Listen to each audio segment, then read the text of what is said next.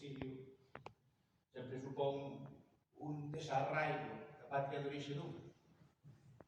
Por iso, eu ás veces síntome como a un novo odiseo, que a vida pasa en xeira por medio das 5 bocas de papoula.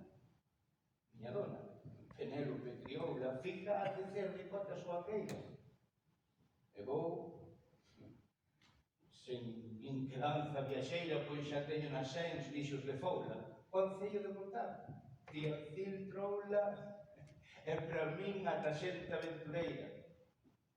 Camiño con disfrace deste verso como que non quera comercial a xente a visitar galegos e farmacias. E mentras en min xermola un verso, vou por fora, a nadar e coa corrente, e ata rir chego, se areiro as gracias.